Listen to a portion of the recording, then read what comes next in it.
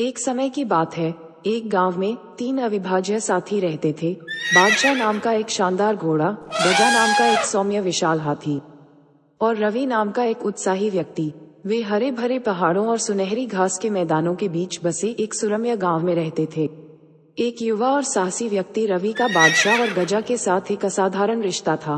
वे माँ साथी से कहीं अधिक थे। वे परिवार थे। रवि ने अपने उत्साह से गांव में खुशियां ला दी। तीनों ने अपने दिन मंत्रमुग्ध जंगलों की खोज, टेढ़ी मेढ़ी नदियों को पार करने और छिपी हुई गुफाओं की खोज में बिताए। एक दिन गांव पर काला साया छा गया।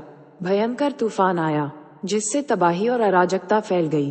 पेड़ हवा की ताकत के सामने झुक गए और नदी गुस्से से गरजने लगी।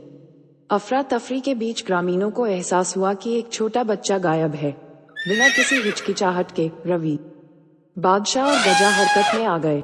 रवि ने बादशाह पर चढ़ाई की और गाजा के साथ मूसलाधार बारिश और तेज हवाओं के बीच वे तूफान के केंद्र में पहुंच गए।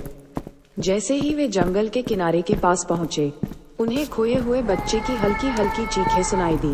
रवि का दिल जोरों से धड़क उठा और उसने बादशाह और गजा को आगे बढ़ने का आग्रह किया।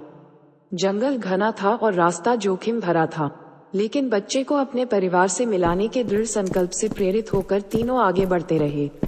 रवि की अटूट भावना, बादशाह के तेज पैरों और गजा की कोमल बुद्धि से प्रेरित होकर वे बच्चे तक पहुंचे। छोटा बच्चा, डरा हुआ और कांपता हुआ, एक मजबूत पुराने पेड़ की जड़ों के बीच बसा हुआ था। रवि ने गर्मजोशी भरी मुस्कान के साथ बच्चे को अपनी बाहों में भर लिया, जबकि बादशाह और गाजा उनके पास सुरक्षात्मक रूप से खड़े थे। साथ मिलकर उन्होंने तूफान का सामना किया और नायक के रूप में गांव लौट आए। उनकी बहादुरी के लिए आभारी ग्रामीणों ने जश्न मनाया।